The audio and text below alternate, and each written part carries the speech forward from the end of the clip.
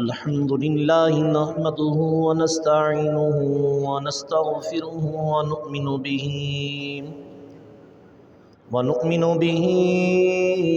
ونتوكل عليه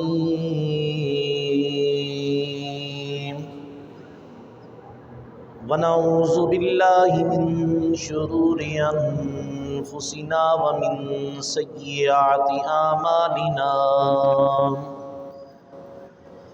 من يهده الله فلا مضل له ومن يضلله فلا هادي له ونشهد أن لا إله إلا الله وحده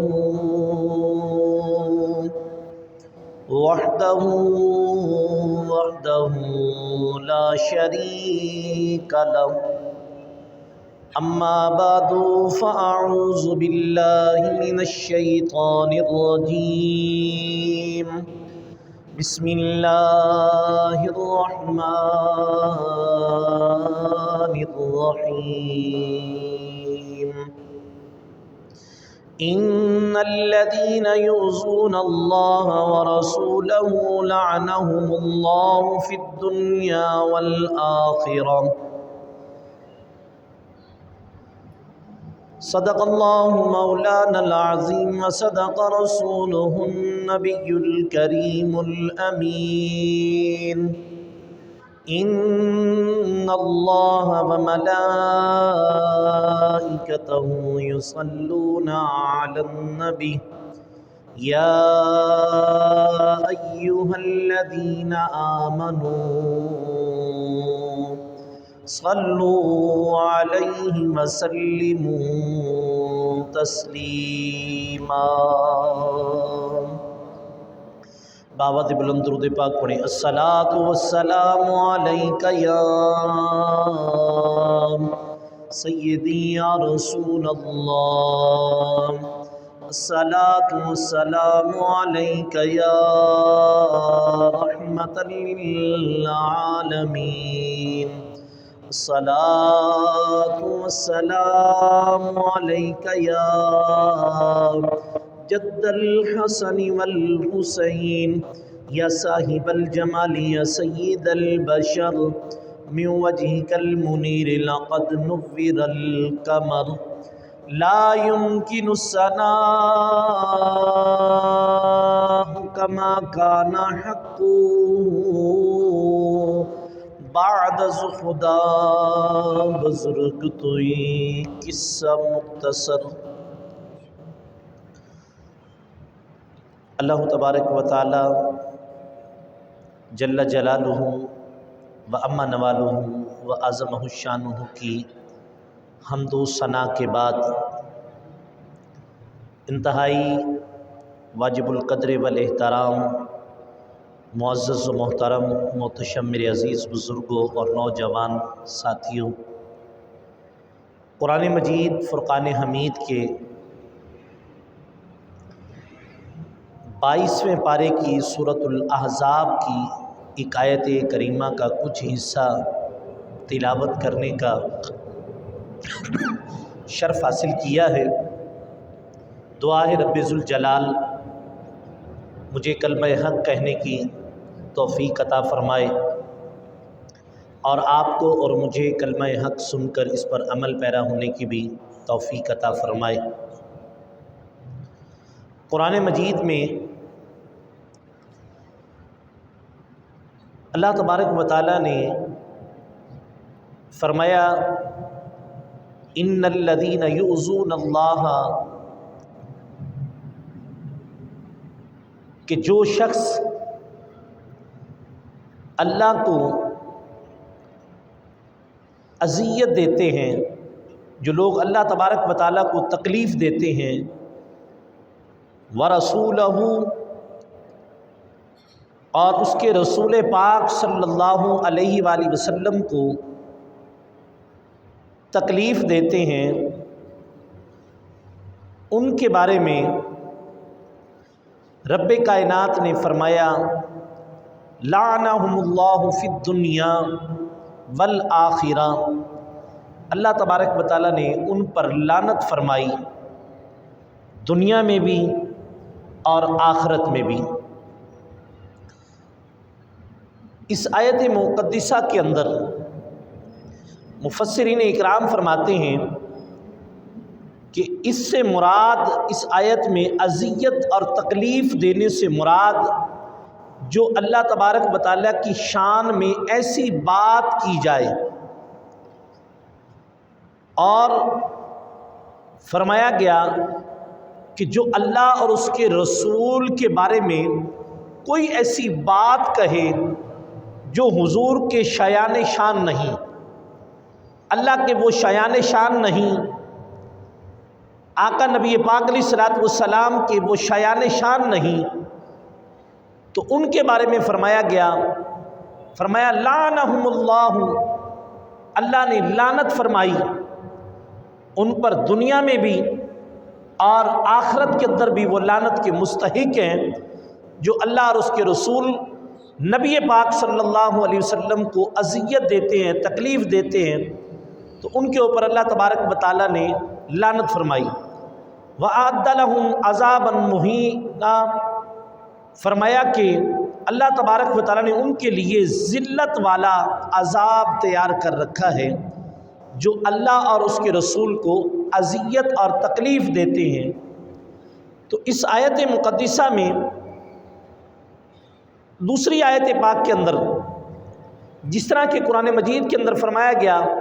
یا ایھا الذین آمنوا اطیعوا اللہ واطیعوا الرسول، اے ایمان والو اطاعت کرو اللہ کی اور اطاعت کرو اس کے پیارے رسول صلی اللہ علیہ وسلم کی۔ اور ایک اور مقام پر فرمایا من یطیع الرسول فقد اطاع اللہ، بے شک جس نے رسول اللہ صلی اللہ علیہ وسلم کی اطاعت کی، جس نے رسول اللہ صلی اللہ علیہ وسلم کی فرما برداری کی، اس نے اللہ تبارک و تعالیٰ کی فرما برداری کی۔ ان دونوں آیات بینات سے جو بات واضح ہوتی ہے کہ جو اللہ اور اس کے رسول کی اطاعت کرتے ہیں ان کے بارے میں بھی، اور فرمایا گیا کہ جو اللہ کی، جو رسول اللہ کی اطاعت کرتے ہیں اور جو نبی پاک علیہ الصلوۃ والسلام کی اطاعت کرتے ہیں ان کے بارے میں اللہ تبارک و تعالیٰ نے فرمایا کہ من یطیع الرسول فقد اطاع اللہ، بے شک جس نے رسول اللہ کی اطاعت کی اس نے اللہ تبارک و تعالیٰ کی اطاعت کی، جس نے رسول اللہ کی فرما برداری کی اس نے اللہ تبارک و تعالیٰ کی فرما برداری کی۔ اب اس آیت مقدسہ میں جس میں اللہ تبارک و تعالیٰ نے فرمایا ان الذین یؤذون اللہ ورسولہ لعنہم اللہ فی الدنیا، جو اللہ اور اس کے رسول کو اذیت دیتے ہیں، اللہ اور اس کے رسول کو تکلیف دیتے ہیں، تو پھر فرمایا ان کے لیے فرمایا لعنہم اللہ فی الدنیا، فرمایا کہ لعنت ہے ان پر دنیا میں بھی اور لعنت ہے ان پر آخرت کے اندر بھی۔ اور اللہ تبارک و تعالیٰ نے ان کے لیے ایسا ایک دردناک عذاب تیار کیا ہے، اور جس کے اندر وہ اپنی بقایا جو زندگی ہے وہ ساری کی ساری اس لعنت کی زندگی کو اس دردناک عذاب کے اندر گزاریں گے۔ تو قرآن پاک کی اس آیت سے جو بات واضح ہوئی کہ اللہ اور اس کے رسول کی اطاعت اور فرما برداری کرنی چاہیے۔ جب اللہ تبارک و تعالیٰ کا فرمان آ جائے، قرآن پاک کی آیات آ جائے،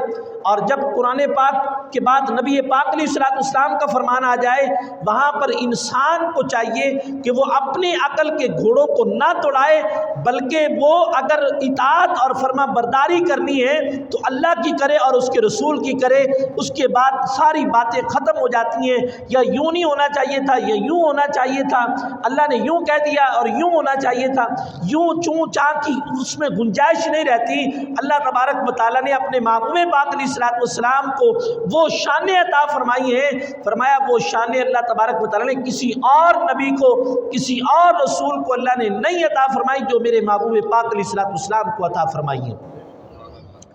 حضرت موسیٰ علیہ الصلوۃ والسلام تورات شریف کو پڑھتے ہیں، آپ نے تورات کو پڑھتے ہوئے آپ نے حضور نبی پاک علیہ الصلوۃ والسلام کا ذکر خیر پڑھا،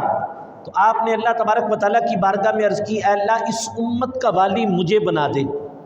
اس امت کا والی مجھے بنا دے۔ تو آپ نے جب اتنی بات کی تو اللہ تبارک و تعالیٰ نے فرمایا یہ میری وہ امت ہے، فرمایا جو نبی آخر الزمان صلی اللہ علیہ وسلم کی امت ہے، فرمایا اس امت کا والی صرف میرا محبوب ہی ہو سکتا ہے اور کوئی اس امت کا والی نہیں ہو سکتا۔ حضرت موسیٰ علیہ السلام نے 10-12 باتیں کی، باتیں کرنے کے بعد حضرت موسیٰ علیہ السلام نے جب یہ سارے معاملات، یہ ساری باتیں کرنے کے بعد حضرت موسیٰ علیہ السلام نے اللہ کی بارگاہ میں عرض کی، اے اللہ مجھے پھر نبی نہ بنا، مجھے اپنے محبوب کا امتی بنا لے۔ اب حضور کے امتی کی، حضور کے غلام کی یہ شان کا یہ عالم ہے تو حضور کی شان کا کیا عالم ہوگا؟ حضور کی شان کا یہ عالم ہے، حضور کے غلام کی شان کا کیا عالم ہوگا؟ تو پیارے بھائیوں، اہل سنت والجماعت کا یہی عقیدہ ہے، ہم اپنے آقا دو عالم، سید دو عالم، نور دو عالم، حضور شفیع المسلمین، حضور رحمت للعالمین، ہم حضور نبی پاک علیہ السلام سے اپنی جان سے بڑھ کر حضور نبی پاک علیہ السلام سے محبت کرتے ہیں۔ ہمارا ایمان کا مرکز، ہماری جان کا مرکز، ہمارا سب کچھ مصطفیٰ علیہ السلام کی ذات ہے۔ حضور کی ذات کے بغیر ہمارا گزارا نہیں، ہمارا ایمان جو ہے وہ حضور کی ذات ہے، ہمارا سب کچھ حضور کی ذات ہی حضور کی ذات ہے۔ اور جو حضور نبی پاک علیہ السلام کے جو ہو جاتے ہیں نا، جو حضور کے نام پر اپنی جان کو فدا کر دیتے ہیں، فرمایا ان کا مقام اور ان کا مرتبہ، اس کے بارے میں فرمایا گیا کہ سلطان نور الدین زنگی رحمۃ اللہ علیہ کا آپ نے نام سنا ہوگا۔ سلطان نور الدین زنگی رحمۃ اللہ علیہ آپ بہت بڑے ایک بزرگ اور عاشق رسول گزر چکے ہیں۔ سلطان نور الدین زنگی رحمۃ اللہ علیہ آپ نے ساری زندگی اللہ اور اس کے رسول کی اطاعت اور فرما برداری کے اندر گزاری۔ سلطان نور الدین زنگی رحمۃ اللہ علیہ آپ ملک شام کے اندر بیٹھے ہوئے ہیں اور آپ فرماتے ہیں کہ ایک دن ایسا آپ نے رات کو خواب میں دیکھا تو حضور نبی پاک علیہ السلام کی زیارت ہوئی۔ خواب میں حضور نبی پاک علیہ السلام کی زیارت ہوئی اور حضور نے 2 آدمیوں کی زیارت کروائی۔ سلطان نور الدین زنگی رحمۃ اللہ علیہ فرماتے ہیں کہ ان کی آنکھیں نیلی تھیں اور حضور نبی پاک علیہ السلام نے فرمایا میری ان سے حفاظت کرو، میری کیا کرو؟ ان سے کیا کرو؟ حفاظت کرو۔ اب سلطان نور الدین زنگی رحمۃ اللہ علیہ نے جب یہ بات سنی خواب میں تو بڑی پریشانی کے عالم کے اندر پھر دوبارہ اٹھے اور وضو کیا، 2 رکعت نماز نفل پڑھی، نفل پڑھنے کے بعد پھر سو گئے۔ پھر وہی خواب حضور نبی پاک علیہ السلام نے آپ نے زیارت کروائی اور زیارت کروا کر آپ نے ان 2 لوگوں کے چہروں کو دکھایا، فرمایا ان 2 لوگوں سے میری حفاظت کرو اور جن کی آنکھیں نیلی ہیں، اور فرمایا کہ ان سے میری حفاظت کرو۔ سلطان نور الدین زنگی رحمۃ اللہ علیہ آپ پھر سو گئے۔ بڑی کیفیت اور بڑی عجیب سی کیفیت اور لرزہ طاری ہے۔ سو گئے جب خواب میں پھر میرے آقا نبی پاک علیہ السلام نے زیارت فرمائی اور فرمایا گیا کہ اے نور الدین زنگی، فرمایا کہ ان 2 شخصوں سے میری حفاظت کرو۔ آپ فرماتے ہیں کہ میری حفاظت کے لیے جب حضور نبی پاک علیہ السلام سے جب یہ بات کہی گئی تو فرماتے ہیں کہ ہوا کیا؟ سلطان نور الدین زنگی رحمۃ اللہ علیہ آپ نے یہ بات سنی اور سننے کے بعد آپ نے اپنے وزیر کو بلایا، جمال الدین کو بلا کر اپنے پاس بٹھایا اور بٹھا کر سلطان نور الدین زنگی رحمۃ اللہ علیہ نے جب ان کو اپنے پاس بٹھا کر انہیں کہا کہ میں نے خواب کے اندر دیکھا ہے میرے آقا نبی پاک علیہ السلام کی مجھے زیارت ہوئی ہے اور حضور نبی پاک علیہ السلام نے 2 ایسے شخصوں کی مجھے زیارت کروائی ہے کہ فرمایا ان سے میری حفاظت کرو، ان 2 شخصوں سے میری کیا کرو؟ حفاظت کرو۔ حضرت سلطان نور الدین زنگی رحمۃ اللہ علیہ جب اتنی بات سنی تو آپ نے اسی وقت تیز ترار اونٹوں کی سواری پر آپ سوار ہوئے اور سوار ہونے کے بعد آپ ملک شام سے چلتے ہیں اور مدینہ طیبہ پہنچ جاتے ہیں۔ اب سلطان نور الدین زنگی رحمۃ اللہ علیہ جب مدینہ طیبہ پہنچے اور سیدھا حضور نبی پاک علیہ السلام کے قبر انور پر پہنچے اور حضور کی بارگاہ میں سلام عقیدت پیش کیا اور کرنے کے بعد سلطان نور الدین زنگی رحمۃ اللہ علیہ بڑے اس کشمکش میں تھے کہ اب کون سا طریقہ کیا جائے کہ جس سے ان آدمیوں تک پہنچا جائے کہ جو حضور نبی پاک علیہ السلام نے فرمایا جن سے میری حفاظت کی جائے۔ سلطان نور الدین زنگی رحمۃ اللہ علیہ نے کہ وزیر جو تھے جمال الدین، انہوں نے اعلان کر دیا اعلان کر دیا کہ بادشاہ سلامت اپنے اس مدینہ طیبہ میں تشریف لا چکے ہیں، اور تمام لوگوں سے اعلان کیا کہ آؤ اور آ کر بادشاہ سے اپنے تحائف وصول کر کے جاؤ۔ سلطان نور الدین زنگی رحمۃ اللہ علیہ کے پاس بہت سارے لوگ آنا شروع ہو گئے، اپنے تحائف، اپنے جو تحفہ جات تھے آپ نے ان کو تقسیم کیے۔ تقسیم کرتے کرتے کافی دیر گزر گئی۔ سلطان نور الدین زنگی رحمۃ اللہ علیہ جب وہ تحائف دیتے گئے اور جو بھی آدمی آپ کے پاس آتا، اور جو سرکار دو عالم علیہ الصلوۃ والسلام نے جس مقام پر میرے آقا نبی پاک علیہ الصلوۃ والسلام نے آپ کو وہ شخص دکھائے، ہر آدمی کی آنکھوں کو دیکھتے، اس کے وجود کو دیکھتے، اس کے چہرے کو دیکھتے، لیکن وہ آدمی آپ کے پاس نہیں آئے۔ کافی دیر گزر جانے کے بعد، کافی وقت گزر جانے کے بعد سلطان نور الدین زنگی رحمۃ اللہ علیہ آپ کے اسی دل کے اندر کشمکش ہے کہ وہ آدمی جس کے بارے میں میرے آقا نبی پاک علیہ الصلوۃ والسلام نے مجھے خواب میں فرمایا ہے، وہ آدمی تو میرے پاس ابھی تک نہیں پہنچے۔ تو آپ نے مدینہ طیبہ کے لوگوں کو جمع کیا، جمع کر کے آپ نے بٹھایا اور بٹھا کر فرمانے لگے کوئی رہ تو نہیں گیا ایسا آدمی کہ جس کو تحائف نہ ملے ہوں؟ تو مدینہ طیبہ کے کچھ لوگوں نے عرض کیا حضور دو شخص ایسے ہیں مدینہ طیبہ میں رہتے ہیں، دو شخص ایسے ہیں کہ انہوں نے کیا کیا کہ انہوں نے ان کے پاس اتنا مال و زر ہے، وہ لوگوں کے اندر خیرات، صدقات، زکوٰۃ، مال اتنا اللہ کی راہ کے اندر تقسیم کرتے ہیں، اللہ کی راہ کے اندر اتنا مال تقسیم کرتے ہیں، اتنا مال دیتے ہیں، ان کو کسی کے تحائف کی ضرورت نہیں۔ سلطان نور الدین زنگی رحمۃ اللہ علیہ کو بڑا ایک عارضہ سا لاحق ہوا کہ وہ کون سا ایسا شخص ہے کہ جن کے بارے میں لوگ یہ کہتے ہیں کہ وہ نمازی، بہت نمازی ہیں، تہجد گزار ہیں، پرہیزگار ہیں، متقی پرہیزگار اتنے لوگ ہیں،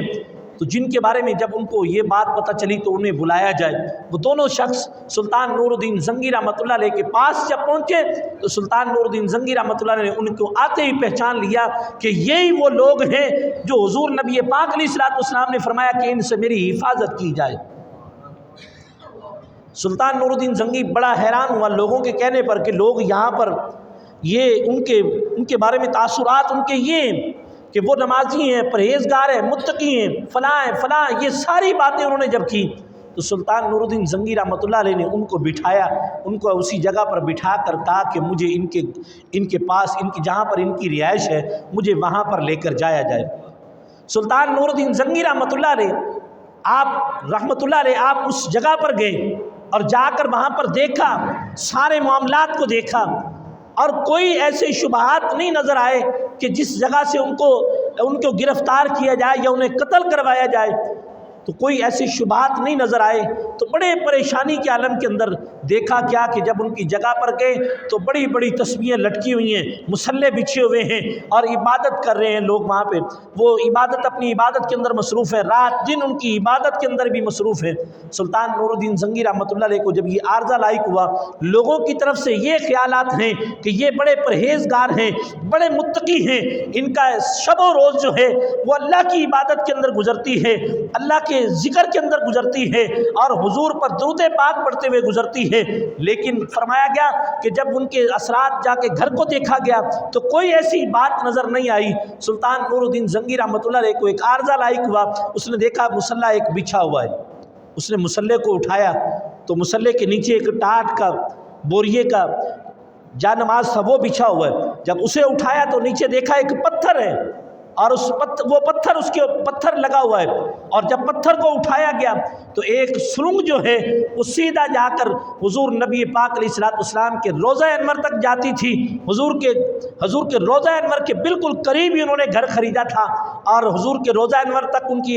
رسائی جاتی تھی اسی تک، اور ان کا نظریہ یہ تھا کہ مسلمانوں کی عقیدت کا مرکز جو ہے، مسلمانوں کی محبت کا جو مرکز ہے وہ ذات مصطفیٰ ہے۔ ہم عیسائی لوگ یہ کہیں گے کہ جس قبر انور کی تم زیارت کے لیے جاتے ہو تو اس کے اندر تو کچھ ہے ہی نہیں، ہم تو جسد اقدس کو نکالنے کے لیے آئے ہیں، وہ جسد اقدس کو نکال کر ہم یہاں سے لے جائیں گے۔ جب انہوں نے اتنی جرت کی، سلطان نور الدین زنگی رحمۃ اللہ علیہ آپ اتنے پریشان ہوئے اور آپ آپ نے انہیں پکڑا اور پکڑ کر انہیں قتل کر دیا۔ فرمایا جو اللہ اور اس کے رسول کو تکلیف دیتے ہیں ان کے بارے میں رب کا قرآن کہتا ہے ان الذین یؤذون اللہ ورسولہ لعنہم اللہ فی الدنیا، جو اللہ اور اس کے رسول کو اذیت دیتے ہیں فرمایا ان کے لیے کیا دردناک عذاب یہی ہے، فرمایا انہیں قتل کر دیا جائے۔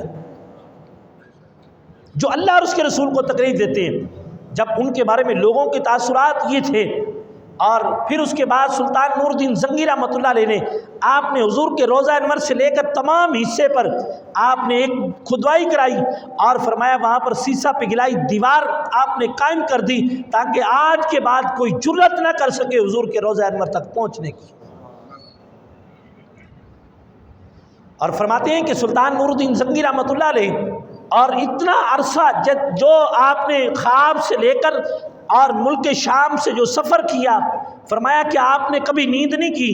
اگر کبھی نیند زیادہ بھی ستاتی آپ خیمے کی چوب کے ساتھ اپنی قبر کو لگا لیتے اور تھوڑی سی نیند ہو جاتی اور آپ اسی دن اسی وقت آپ اپنے لیے آپ نے رخص سفر باندھا اور اپنے مقام پر پہنچ کر جو حضور نے فرمایا تھا، جو حضور نبی پاک علیہ السلام نے ڈیوٹی لگائی آپ نے اس کو سر انجام دیا۔ اب اس سے پتہ چلا، قرآن پاک کی آیت سے پتہ چلا ان الذین یؤذون اللہ ورسولہ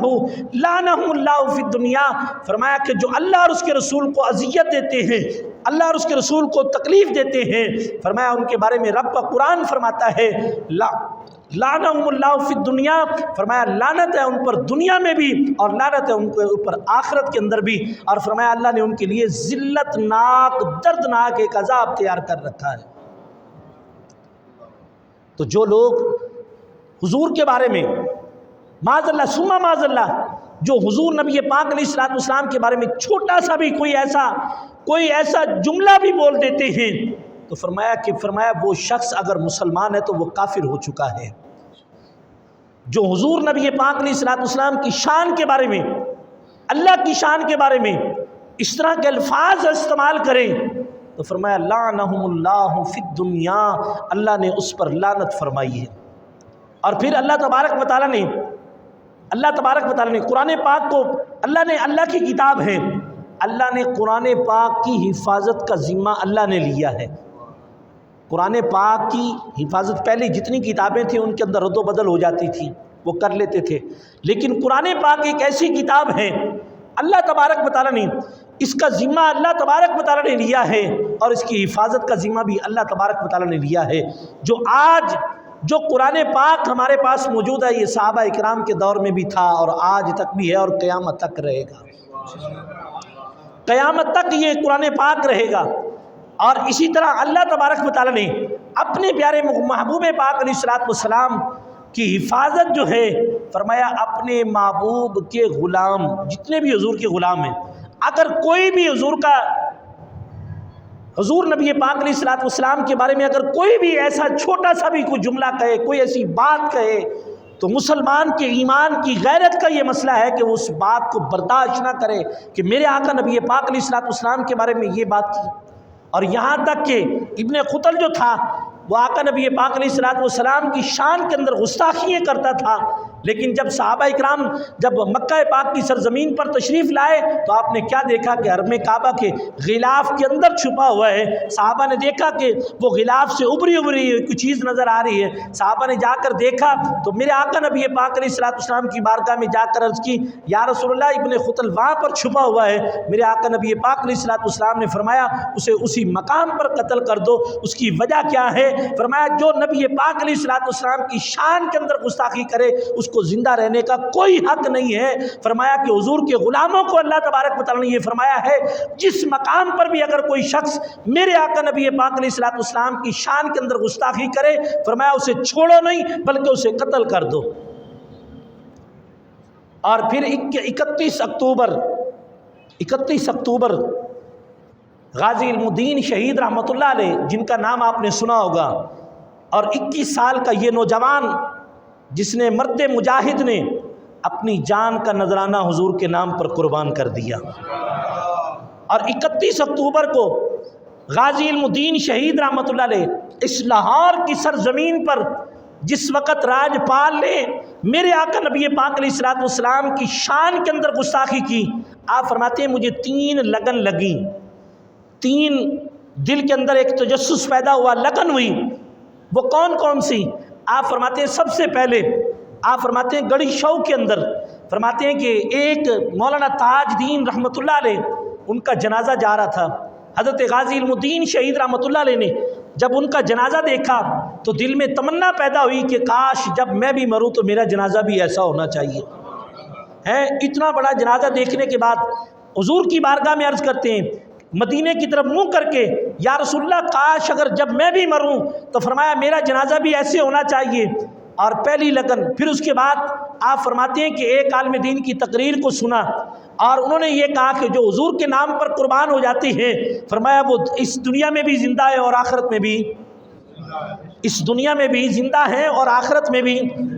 زندہ ہیں۔ آپ فرماتے ہیں کہ تیسری لگن، آپ فرماتے ہیں میں کوہاٹ کے اندر گیا،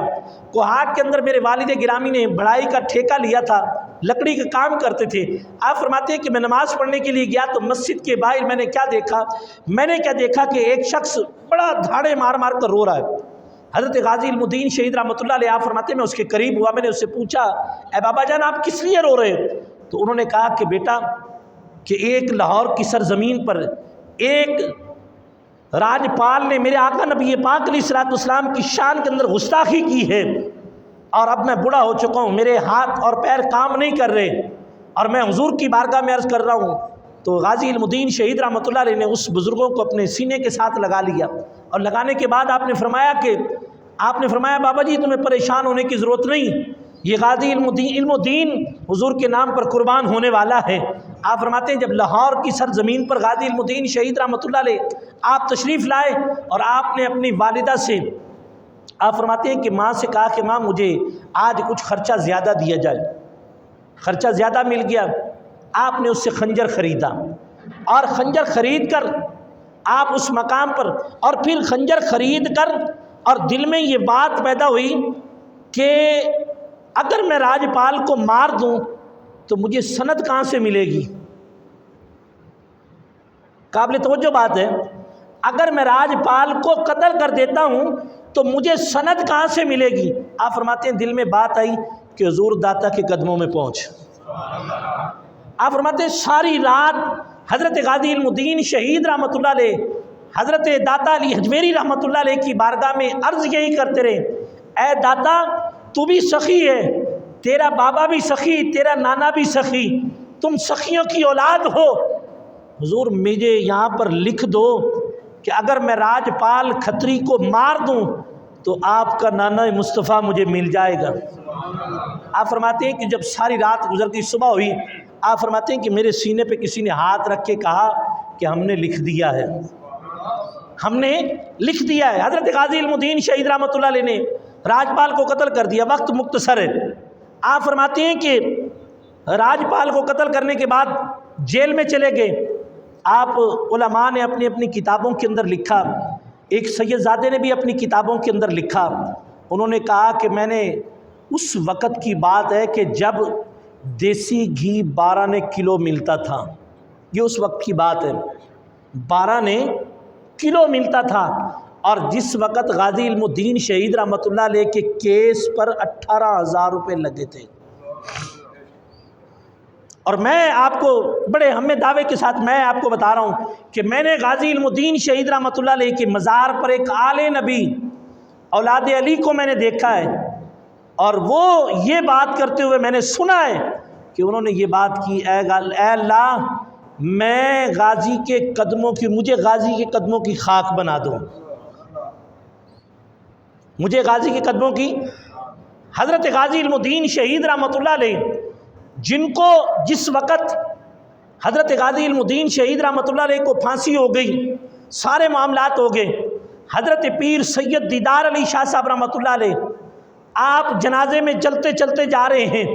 جنازہ پڑھانے کے لیے حضرت پیر سید دیدار علی شاہ صاحب رحمۃ اللہ علیہ جب آپ تشریف لاتے ہیں تو لاتے ہوئے جب جنازہ پاک سامنے آیا، حضرت سید دیدار علی شاہ صاحب رحمۃ اللہ علیہ بے ہوش ہو جاتے ہیں، غش کھا کے گر پڑتے ہیں۔ تو پوچھا گیا، جب ہوش آیا تو پوچھا گیا حضور یہ کیا ہوا؟ آپ فرماتے ہیں کہ جنازے بڑے پڑھائے ہیں لیکن سرکار کا دیدار نہیں ہوا۔ یہ وہ جنازہ ہے کہ جس میں حضور خود تشریف فرما تھے، اور فرمایا گیا کہ حضور نبی پاک جب حضرت سید دیدار علی شاہ صاحب رحمۃ اللہ علیہ آپ جب بے ہوش ہوئے تو حضور نبی پاک علیہ الصلوۃ والسلام اس وقت جنازہ پڑھ کے جا چکے تھے۔ حضرات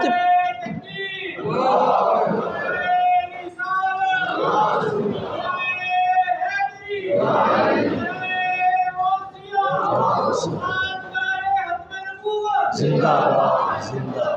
باد زندہ باد زندہ باد فقتلو فقتلو